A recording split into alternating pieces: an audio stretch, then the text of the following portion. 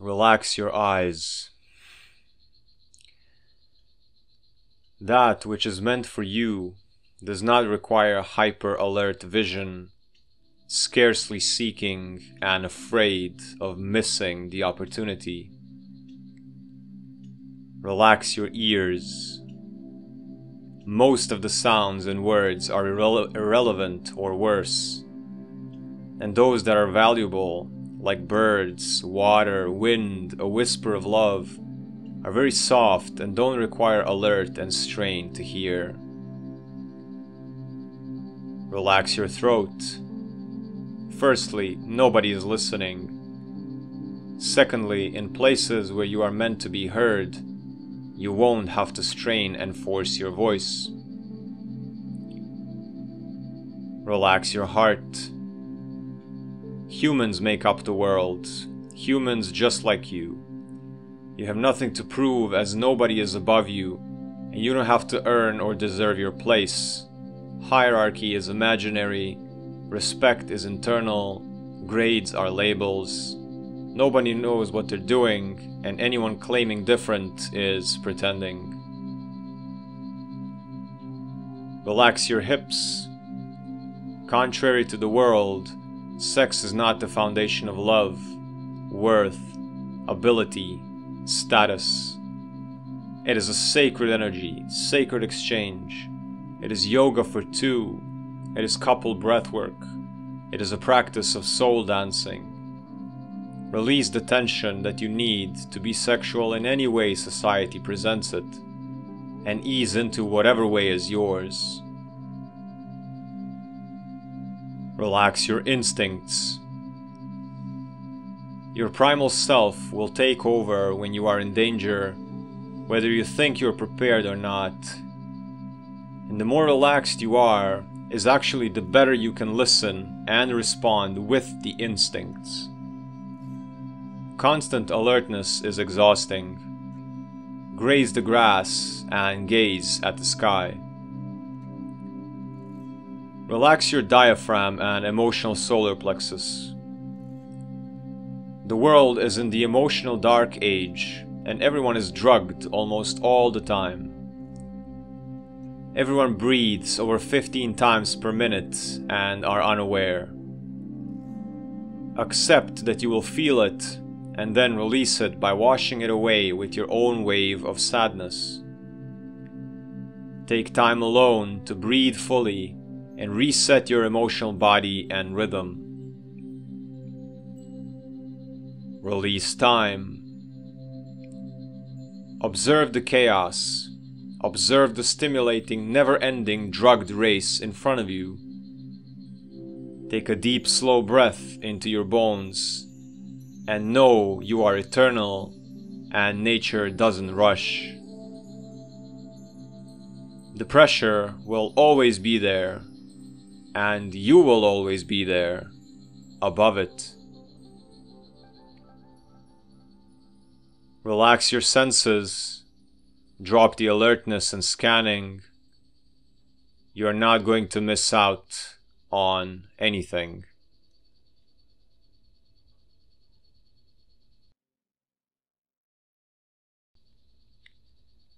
Don't lose your eyes. Where are your eyes? What moves first? Your body, your breath, or your eyes? Are you living a life from first-person perspective or third-person, observing yourself through other people's eyes all the time? People-pleasing is third-person view. First-person view is seeing through the bullshit and being brave to keep looking and accepting it and making decisions based on it, whatever others say.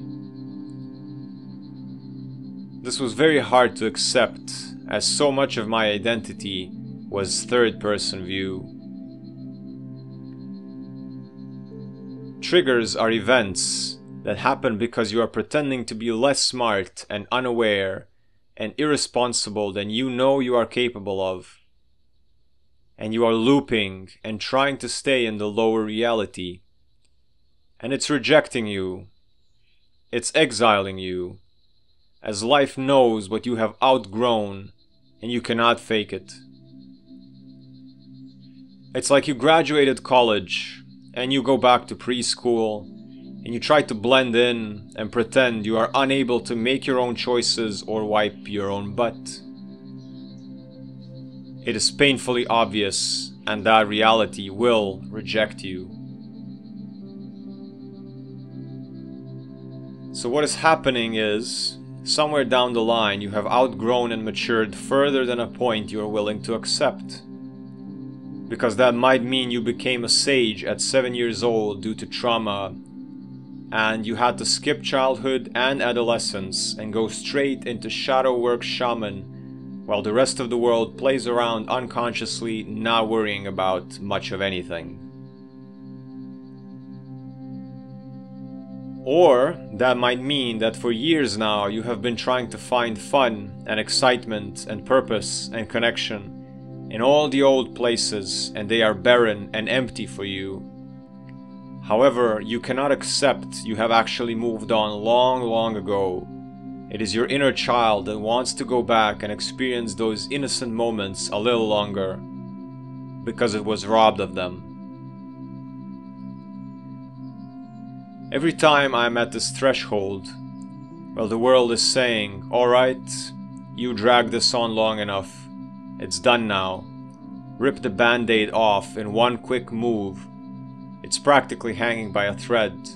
You're keeping it alive in many dishonorable and unsightly ways.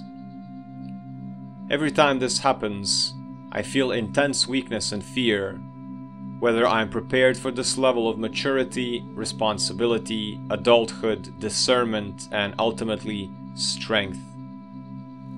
And then I struggle, and I kick and bite, and I say no, 5 more minutes.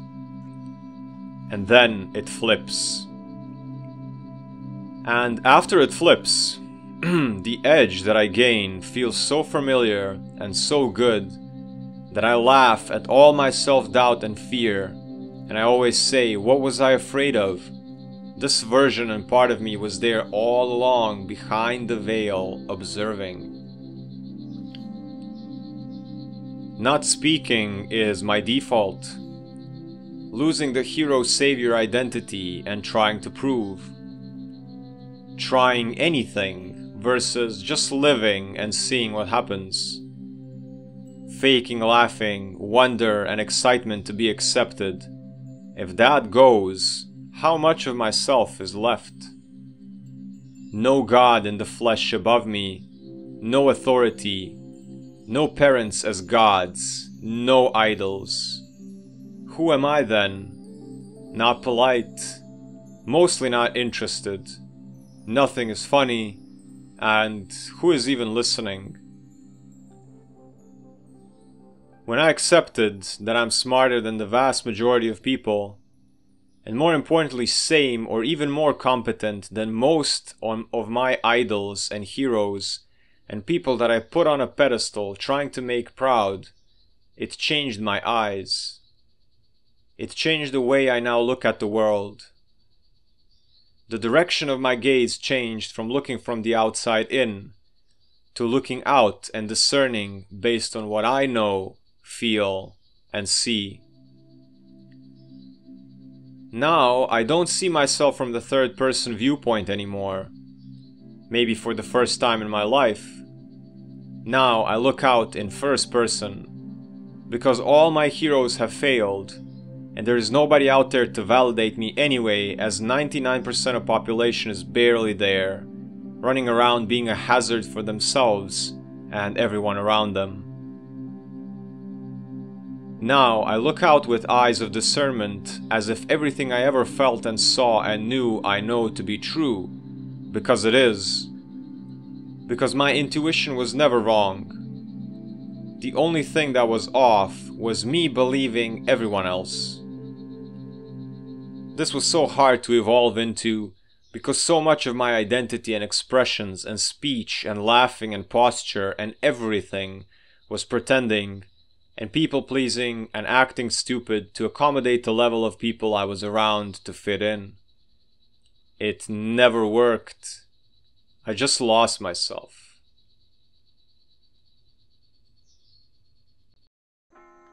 Would you like to remove the old, stuck, and stale debris from your mind and body and start fresh?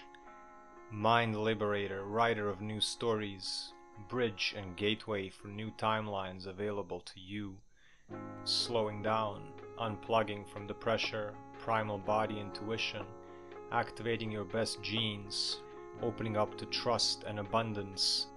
New story, new narrative, new timeline, new choices. Clean the cables, wipe the lens, discharge, balance out, break through, wash away, sift and strain, change the filter, restart, reboot, refresh, replenish, unplug, format disk, spring cleaning, summer cleaning, winter cleaning, Tuesday cleaning, now cleaning, boundless, reborn.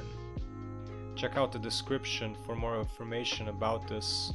The session is a one-on-one Zoom meeting where we remove the old story and then you are free to write a new one as you become open to receiving. I see and guide you to mind, body and emotional freedom from limiting beliefs, labels, anxiety, rushing, not trusting yourself and self-sabotage. We use human design. We reprogram the use of casting conscious spells with our daily language. After freeing the old, I can help you with writing your inner story with purpose and a magical vocabulary that makes you feel empowered and see yourself in a new way. I teach you how to use your voice. I guide you to find your purpose and tell a new story around it. We use archetypes and powerful images and role models to become parts of who you become in the new story. Check out the audio courses on my website. Human Design Basics is free. You can also get the free ebooks.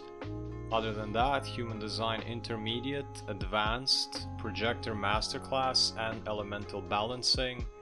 Subscribe, like, leave comments below on the videos, and I wish you peace, health, and abundance.